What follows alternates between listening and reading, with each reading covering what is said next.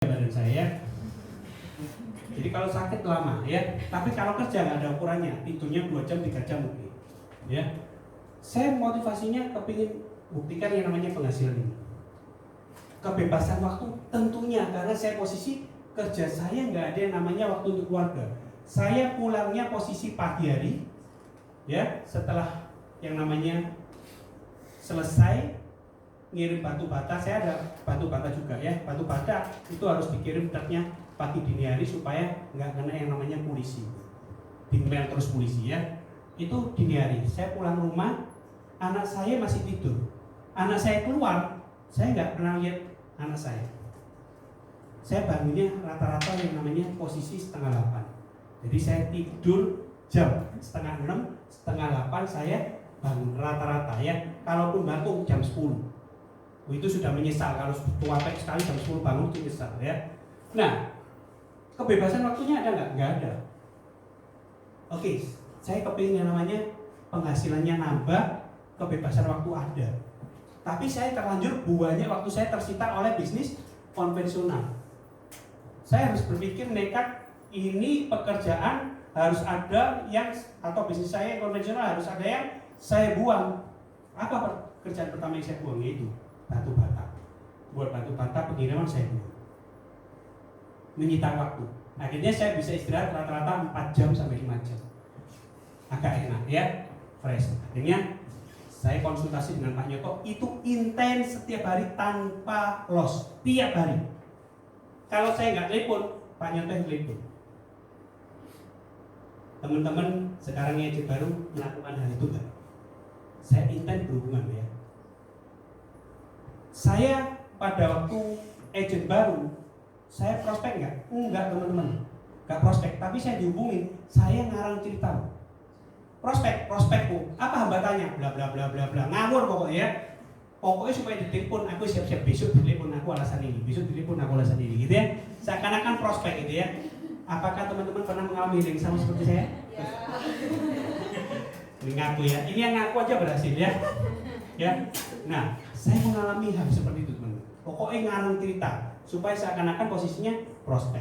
Itu awal agent pertama, karena saya kalau disuruh ke Surabaya training atau ikut sistem, saya hitung-hitungan yang namanya uang biasa pedagang. Kalau uangnya nggak masuk ya nggak mau ngeluarin ya. Saya di Surabaya pasti keluar apa? Bensin kan? Saya keluar yang namanya makan, buang waktu, suruh training, nggak usah training lah. Kira-kira berhasil? Enggak. Begitu saya ikut sistem, saya nggak hitung-hitungan, saya pikir, saya kan nggak pakai modal saya juga waktu, modal saya juga bensin, modal saya untuk diri saya sendiri, yaitu makan untuk tubuh saya sendiri. Maka saya lakukan itu secara intens. 1 bulan pertama nggak closing, 2 bulan berikutnya saya yang namanya posisi mulai menuai ya. Pada waktu itu mulai yang namanya saya bulan Maret closing pertama ya, dan itu adalah the best yang namanya produser di Trusty Agency ya. Saya tiba-tiba produksinya 100 lebih. Hasil apa?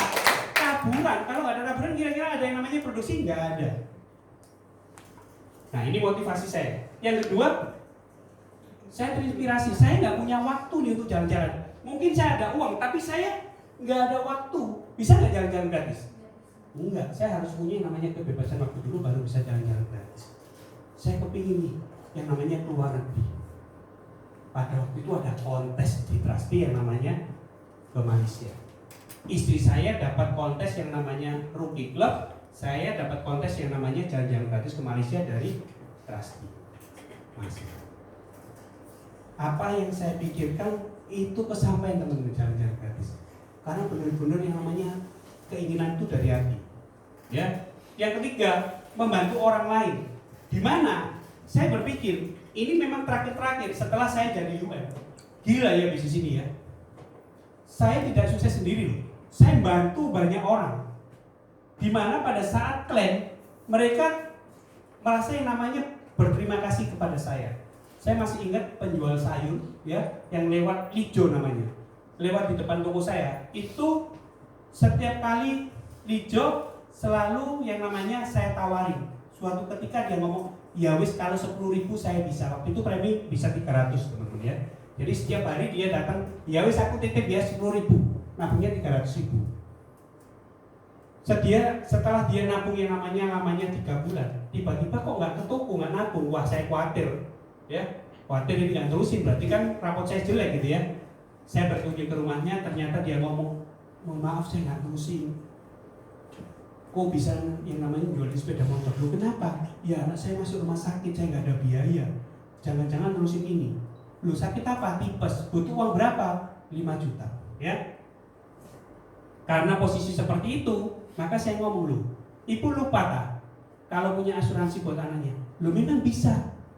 Kan saya bayarnya belum selesai. Dia terimanya kalau sudah bayarnya selesai, baru bisa yang namanya klaim asuransi. Bukan, asuransi itu justru yang namanya posisi dibeli untuk yang namanya perlindungan. Nah, karena dia ngomong itu, coba saya urusin, ya. Jadi 2 hari itu masih bisa yang namanya ngurus klaim. Nah, akhirnya di rumah sakit setempat, klaimnya keluar, dia masih sisa uang yang namanya 50.000 dari Promed-nya, ya. Waktu itu 300 dapat yang namanya plan A, Promed-nya 5 unit. Ikuti namanya. Dapat yang namanya posisi masih kembalian 50.000. Setelah bayar kekurangannya, ya. Luar biasa, dia terima kasih, ngomong, wah terima kasih om, terima kasih ya, terima kasih kok, gitu ya. Akhirnya saya merasa senang ya, bisa bantu orang. Alangkah baiknya ini saya tularkan ke yang lain supaya bisa bantu. Dengan cara apa?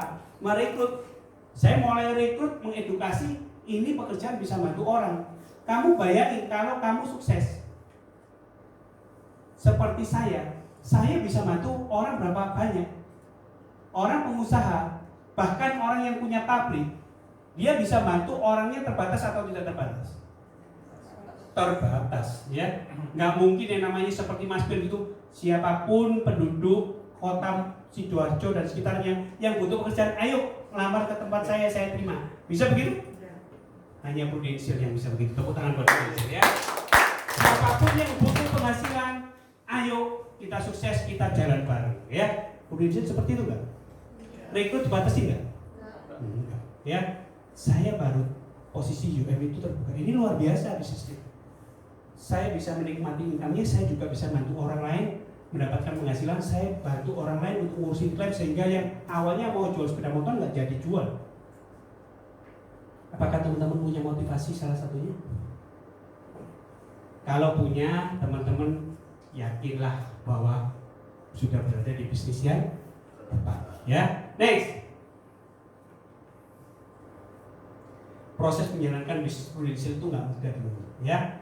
Perlu yang namanya perencanaan, perlu yang namanya proses. Nggak bisa teman-teman setelah gabung, saya masuk kelas setiap hari, tapi nggak aktivitas. Saya setiap hari yang namanya prospek, tapi tidak konsultasi. Seakan-akan jadi yang namanya sudah pintar, nggak bisa. Saya nggak mau yang namanya ditolak lama-lama Pak, nggak bisa. Karena setiap agent punya yang namanya jatah penolakan masing-masing. Ada yang dijatah penolakannya 10 kali baru closing. Ada yang orang posisinya ditolak 1 kali closing, terus main gitu nggak closing lama. Setelah nggak closing lama baru closing lagi. Macam-macam, ya. Jatah penolakannya itu harus dihabisin supaya tetap closing, ya. Sekarang tanya yang namanya Pak Nyoto, ini leader saya nggak ada nih. Tanya yang namanya Jonathan. Sama yang namanya istrinya itu, Bu Weni. Closing jadi mudah nggak? Mudah, ya. Ke Jakarta kemarin bawa yang namanya case, tiba-tiba DPE-nya 1 tiket starter. Tepuk tangan dia buat saya Bu Weni, ya. Nah ini namanya juga luar biasa. Hari ini dia yang namanya punya bisnis diangkat jadi yang namanya manajer di sebuah perusahaan yang luar biasa. Tapi hari ini memutuskan untuk yang namanya fokus, ya. Fokus di sini. Luar biasa. Dia tahu masa depannya ditentukan apa yang dia lakukan hari ini, ya. Teman-teman juga gitu. Jangan nama-nama jadi yang namanya karyawan. Karena masa depanmu ditentukan apa yang kamu pilih hari ini. Ya. Perlu yang namanya proses. Nah, sekarang kalau teman-teman mengingat sesuatu yang belum teman-teman punya, teman-teman harus melakukan hal yang berbeda. Kalau kamu menginginkan sesuatu yang belum pernah kamu punya, maka kamu harus melakukan sesuatu yang belum pernah kamu lakukan. Contoh, Pak, saya belum pernah ke luar negeri, Pak. Bahkan saya menjadi pengusaha, punya duit, tapi nggak bisa ke luar negeri. Apa yang saya kurang? Berarti saya waktunya nggak ada. Punya duit tapi nggak bisa pergi. Pak, saya bisa pergi, Pak. Tapi saya nggak bisa pergi yang namanya lama-lama. Berarti berhubungan dengan apa? Waktu juga. So, jadi pengusaha punya uang belum tentu banyak waktu. Hari ini saya sangat yang namanya terbantu di Prudential. Kebebasan waktu ada. Hal yang tidak pernah saya pikirkan hari ini Prudential siapkan bagi saya. Ya, saya nggak pernah mikirin yang namanya punya apartemen. Hari ini saya bisa punya apartemen. Saya nggak pernah mikirin yang namanya posisi berlibur sama anak-anak keluar negeri. Hari ini Prudential sudah siapkan itu semua. Ya, semua hasilnya dari Prudential. Coba kalau saya tetap bertahan di toko, kira-kira saya bakal bisa menikmati hal-hal itu nggak? Enggak akan ya. Saya karena mau yang namanya melakukan hal yang belum pernah saya lakukan, maka saya dapat apa yang saya belum dapatkan hari ini. Ya. Next. Orang-orang gagal biasanya rintangan terbesar dalam setiap kehidupan manusia adalah memulai langkah pertamanya. Berat sekali untuk sesuatu yang langka. Tapi kalau nggak dipaksa, kira-kira bisa sampai tujuannya nggak? Nggak akan pernah, teman-teman. Teman-teman harus paksa supaya bisa. Kalau teman-teman nggak paksa untuk yang mencapai yang tujuan-tujuan yang tadi, motivasinya di depan sudah dicanangkan, tapi diingkarin sendiri, tidak akan pernah sampai di tujuannya. Karena terus dia namanya dikhianati dengan berbagai macam alasan. Terus yang namanya posisinya mengutamakan hal-hal yang tidak penting dan tidak mendesak. Penting pun harus tahu ini mendesak atau tidak. Kalau tidak mendesak, ya kita harus prioritas ke goal kita. Kesempatan sering datang sebagai kesulitan. Itu sebabnya banyak orang tidak mengenalinya. Semakin besar kesulitan, semakin besar kesempatan. Maksudnya gimana? Kalau teman-teman hari ini melihat sebuah peluang, weh enak tuh ya di Prudential. Begitu closing 1, income-nya berapa kali? 60 kali. 1 kali nasabah, income-nya 60 kali. 60 kali. Saya mikir, ini teman tak lucu ya. Sampai saya pernah yang namanya posisi mau buktikan. Saya closing pertama, yaitu saya buka polis sendiri untuk meyakinkan. Saya closing keluarga saya. Begitu saya closing, saya lihat komisinya nggak masuk-masuk. Sampai 2 bulan nggak masuk-masuk. Itu saya pernah yang namanya beda. Saya ngomong punya toko, sampai sekarang komisinya enggak. Bujuk tok. Saya ngomongin. Leader peka terhadap yang namanya seperti itu, masalah itu. Terus dicek, ternyata nomor rekening yang saya submit salah. Ya, salah. Berarti komisi yang namanya 2 kali ditransfer sekaligus, ya. Bukan yang namanya bujuk. Jadi harus fokus pada yang namanya solusi, bukan masalah. Beberapa kali saya tetap juga yang namanya sudah ditransfer beberapa kali. Terus saya nggak prospek lagi. Kenapa? Saya buktikan benar Kak posisinya. Ini sampai yang namanya 5 tahun posisinya ditransfer. Saya mau buktiin 12 kali aja deh. Nah ditransfer terus baru saya akan action. Pikiran seperti saya, goblok apa goblok pol. Goblok pakai pol ya. Lapo kok nungguin yang namanya diproses sampai 12 kali baru yang namanya action. Ya ketinggalan waktu nggak akan pernah kembali teman-teman. Begitu yang namanya 3 kali transfer, ya udah saya ngomong percaya. Karena saya lihat yang namanya Konyoto juga ditunjukin yang namanya PPH-nya ditransfer terus. Saya ngomong logo seperti ini kan bisa dibuat loh. Loh kamu lihat ini sih nggak percaya, ditunjukin buku bank teman-teman. Dicocok no sama yang namanya buku bank jumlahnya sama, selisihnya cuma Rp4.000. Biaya transfernya memang dibandingkan dengan kita. So hari itu saya mulai percaya, nggak perlu yang lagi nggak percaya. Kesulitannya itu sebetulnya ada di diri kita, bukan orang lain. Ya, jadi masalah itu biasanya kesuksesan itu orang diawali dengan yang sebuah permasalahan yang kita tidak mau hadapi, yang kita hindarin sehingga kita tidak pernah mencapai yang namanya sukses. Nggak akan pernah, karena kita menghindari. Ya wis lah, uji nyalinya cukup sini, saya nggak betah lagi dengan uji nyali yang lain.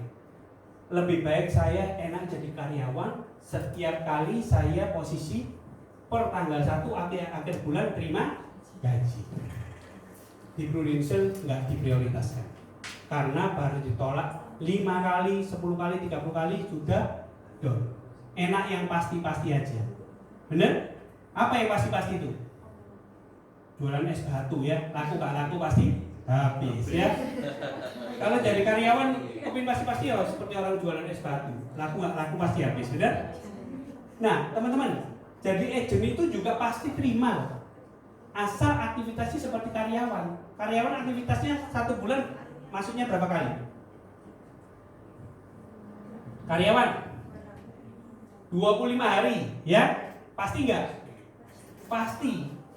Berapa jam kerjanya per hari? 8 jam. Di Prudential nggak mewajibkan teman-teman 8 jam. Saya buka toko, saya mau meluangkan waktu 2-3 jam. Hari ini ada di sini. Teman-teman tidak perlu sama. Lakukan yang namanya sisa waktunya tapi komitmen. Hasilnya lebih dahsyat daripada menjadi seorang karyawan. Itu udah terbukti. Komitmen 1 bulan dilakukan seperti seorang karyawan, boleh libur Sabtu Minggu. Ya, Sabtu Minggu nggak kerja di Prudential boleh, ya. Tapi selama 1 tahun. Kan komitmen, 1 tahun saya nggak promosi, saya resign. Tapi komitmen ya, tiap hari ketemu minimal 2 orang. Ya. So ini diingat-ingat kesempatan sering datang sebagai kesulitan. Jadi kalau ada kesempatan, ada kesulitan, itu sebetulnya sebuah kesempatan. Ingat-ingat. Oh ada kesulitan, ini kesempatan. Ada kesulitan, ini kesempatan. Harus dihadapi. Next. Ini 5 kebiasaan yang membuat teman-teman sukses.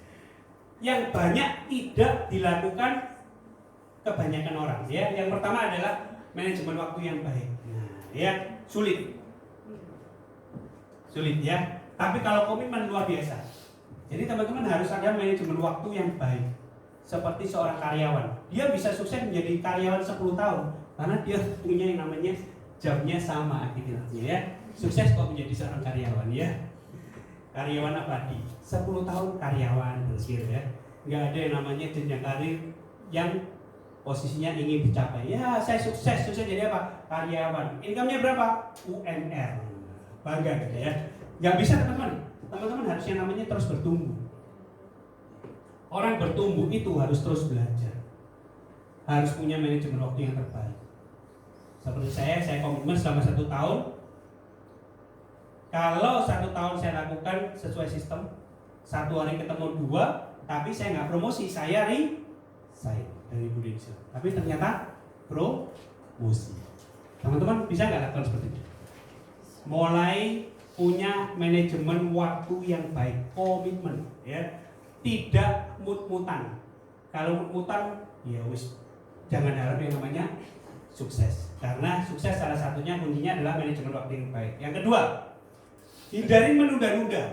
Banyak yang namanya orang gagal karena mereka banyak menunda. Nggak banyak yang namanya komitmen tadi. Besok ada waktu. Hari ini orangnya posisinya nggak bisa saya temuin. Karena saya sudah komitmen, Pak saya sudah komitmen loh Pak, ketemu 2 orang. Tapi 2 orangnya nggak ketemu Pak. Berarti saya boleh pulang? Nggak boleh. 2 orang ini harus dua-duanya mau dibikinin yang namanya proposal. Sebelum mau yang dibikin proposal 2 ini tidak boleh pulang. Itu namanya komitmen. Ya, jadi nggak boleh menunda-nunda. Apa yang perlu yang namanya posisi, apa yang sudah ditulis itu tidak boleh ditunda. Baru bisa yang namanya sukses. Next, yang ketiga, buat daftar prioritas. Itu tadi, Pak, saya sudah yang namanya bikin jadwal prospek Senin sampai Jumat, Sabtu Minggu untuk waktu keluarga, Sabtu Minggu untuk pacaran. Seperti Devi, Sabtu Minggu pasti pacaran. Ya, nggak mungkin dia isi untuk prospek ya. Boleh lah, masih jomblo ya. Nah, Senin sampai Jumat itu prioritas untuk prospek. Begitu sudah prioritas, tiba-tiba digeser oleh hal yang penting tapi tidak mendesak. Contoh hal penting yang tidak mendesak. Wih, lama gak ketemu temenku ini, ya, dari luar kota. Penting gak untuk ketemu? Penting. Tapi gak mendesak. Ini masalah yang namanya cara berpikir teman-teman. Kalau cara berpikirnya salah. Penting Pak, prospek besok bisa. Ya, akhirnya posisinya nggak pernah kata sukses. Karena jadwalnya digeser oleh penting yang tidak mendesak lagi. Besok lo bisa ketemu yang namanya ya. Habis prospek lo bisa diajak ketemuan. Atau temennya lo juga bisa diajak prospek baru. Temennya juga bisa diprospek, iya toh? Kalau gagal jadi nasabah kan bisa jadi rekan bisnis. Ya. Next harus buat daftar prioritas. Gak bisa yang namanya mengalir aja Pak. Kalau ketemu orang yang ngomong, kalau saya jadi ketemu bisa saya temuin, kalau enggak ya enggak. Gak bisa. Harus punya yang namanya buat daftar prioritas. Apa daftar prioritas? Termasuk apakah yang namanya PowerNet ini prioritas buat teman-teman? Ya, kalau ditanya speakernya sih ya. Tapi begitu ada yang namanya PowerNet atau PowerD yang akan datang, bisa nggak datang seperti ini? Bisa. Cuma di mulut aja, ya. Kenyataannya belum. Tapi kalau teman-teman bisa yang namanya komitmen, ya, tidak menunda-nunda, saya jamin sukses. Saya pernah yang namanya kedatangan seorang speaker. Dia pemilik kantor, ya. Tapi audiensnya, pesertanya PowerNet kayak gini nih, kecewa. Kenapa kecewa? Seperti seakan-akan nggak mendengarkan apa-apa. Speakernya dulu, kalau bicara udah yang namanya nggak dengeran, juga ngantuk, nggak ngerti apa-apa. Tapi saya dapat sesuatu. Pembicara jelek, pemilik kantor, kok nggak dapat apa-apa? Saya dapat sesuatu. Dapatnya apa? Saya ngomong sama teman-teman. Setelah speaker pulang, besoknya saya kumpulin atau saya grup, saya yang namanya simpulin biasanya ya. Apa yang kamu dapat? Gak dapat apa-apa, ngantuk. Sepanjang namanya ikut PowerNet, ya kali ini Pak pembicara paling jelek, ngomong gitu. Nah, kalau saya dapat sesuatu, bayangin, orang tidak mempunyai kapasitas berbicara, dia bisa memiliki kantor di Indonesia. Sebetulnya yang hebat itu orangnya atau sistemnya. So hari ini teman-teman nggak perlu yang namanya takut gagal di bisnis ini. Orang seperti itu bisa yang namanya jadi pemilik kantor, apalagi teman-teman. Cukup apa? Melakukan ngikutin sistem. Sistem itu seperti rel, seperti peta, mengarahkan kita pada tujuan masing-masing. Nggak akan yang namanya gagal di sini. Yang gagal itu karena sering yang namanya keluar dari rel. Yang gagal itu karena mereka tidak ikut sistem. Yang gagal itu sering melanggar yang namanya daftar prioritasnya sendiri. Kuasai pikiran Anda. Banyak orang gagal karena tidak bisa menguasai pikirannya. Mereka selalu dipacu oleh yang namanya emosional. Mereka selalu yang namanya tidak bisa membedakan mana yang benar sesungguhnya, mana yang salah. Ya, dia tidak bisa kuasai pikiran. Dia cuma bisa dikendalikan oleh emosi. Orang-orang seperti ini dia tidak akan pernah yang namanya sukses. Karena dia nggak bisa menjaga pikirannya. Orang yang bisa menjaga pikirannya, dia akan menuju pada goalnya. Tidak akan bisa dipengaruhi hal-hal yang negatif. Ya, next. Punya rasa empati. Kalau kepingin sukses, orang harus punya empati terhadap orang lain. Nggak bisa semuanya aku dulu dong. Nggak bisa orang ngomong, oh kamu, aku, nggak bisa. Nggak tahu Tuhan ini juga mungkin baik kepada saya. Saya kebetulan sangat bersyukur berada di Harvest ini, di mana Harvest ini mengajarkan empati, kebaikan. Ya, yang saya lihat di agensi lain itu gontok-gontokan. Di sini mengajarkan namanya empati. Saya belajar banyak dari yang namanya Purwinsel, saya banyak belajar di komunitas Harvest. Kita saling yang namanya bahu-membahu, bantu sama satu sama lain. Nah, kalau ada kesulitan. Empati itu kepedulian, bukan ukurannya uang. Kalau empati ukurannya uang, udah hari ini yang namanya Tuhan nggak ada, karena nilainya uang. Tuhan menilai itu berdasarkan keikhlasan hati. Contoh, Karena saya belajar dari Harvest, saya juga mempraktekannya ya. Suatu ketika ada agent dari luar kota, dari agensi lain, dia permisi di kantor kita, Mojokerto ya. Dia mau bergabung, dia ketemu saya, akhirnya saya kasih yang namanya syarat-syaratnya kalau bergabung di sini, ya. Dia mengiyakan sampai bergabung yang lamanya sudah lebih dari 1 tahun. Waktu itu dia belum leader. Dia datang dari Purwokerto, ya, di Mojokerto. Saya nggak sebutkan nama. Dan dia ngomong, suatu ketika saya kedatangan tamu ya, kedatangan tamu cari saya mau buka polis, ya. Kok carinya saya? Kenapa? Karena itu pelanggan toko saya. Wajar kalau dia mau buka polis di saya, ya. Carinya Pak Hendro atau Bu Yuliana di kantor Harvest MJ3. Setelah saya jelasin, dia setuju mau nabung 500-an 4 orang. Jadi dia suaminya anaknya 2. Omset berapa? 2 juta premi per bulan. Lumayan ya. Kira-kira seneng nggak dulu? Seneng ya, orang tiba-tiba berarti bonus. Tapi ketika bonus itu mau saya nipatin, tiba-tiba si agent yang dari luar kota tadi ngambilin saya. Pak, permisi, boleh saya bicara sebentar? Oh iya, nggak apa-apa ini ya. Saya masuk ke ruangan, Pak, itu mau buka polis Pak? Iya. Mau buka berapa Pak? 2 juta per bulan. Itu sudah DP ke saya ya Pak, 400.000. Oh iya Pak? Iya. Jadi bukan positif di Pak Hendro ya? Sebentar ya. Jadi saya berpikir sebentar, saya ngomong sama pelanggan saya, kamu kenal nggak sama orang yang panggil saya? Kenal. Tapi saya nggak mau ikut dia. Kenapa? Saya tak ikhlasin 400.000. Oh berarti benar dong. Dia sudah DP 400.000. Sebagai seorang yang namanya saya leader, saya kalau nggak baik, saya nggak diajarin Harvest untuk yang namanya punya empati. Saya bisa alasan apapun supaya dia tetap ikut saya. Bisa nggak? Bisa dengan alasan apapun. Tapi saya hari itu ingat ajaran-ajaran kebaikan yang diajarkan oleh Bu Rizal oleh Harvest. Saya ngomong, Mbak, saya ini manajer. Saya nggak boleh jualan, Mbak. Mbak ikut di agent itu. Kalau ada masalah klaim, saya yang nangani.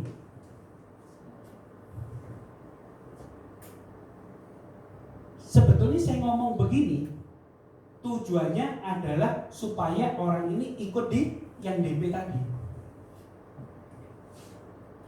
Dengan segenap hati saya ikhlas ngasihkan dia. Saya berpikir, ini pendatang. Dia full time di Purwokerto. Dia butuh makan nggak? Butuh. Dia ngontrak namanya. Pendatang di Mojokerto. Dia lebih butuh dari saya? Yes. Makanya saya kasihkan. Tahu apa yang terjadi? Closing akhirnya. Ya, 2 juta itu closing ke dia, happy si orang Purwokerto, sehingga orang Purwokerto ini respect sama saya. Titipan ya, respect. Setiap kali sering namanya konsultasi sama saya. Saya dapat apa dari itu? Offering enggak. Karena dia agent titipan loh dari Purwokerto. Saya nggak dapatkan offering apapun. Ya, tim saya bukan. Tapi saya mau bantu. Tuhan itu baik. 2 bulan kemudian saya ditelepon teman saya, ya, kuliah. Bro, nanti di kantor. Nanti malam ada orang mau ikut. 2 bulan kemudian teman-teman ya.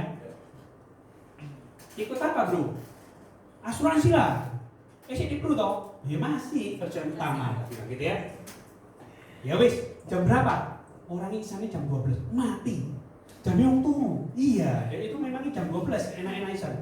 Ya wis, jam 12 itu ngobrol sana sini, closingnya jam 2 pagi. Tahu closingnya berapa? 11 juta per bulan.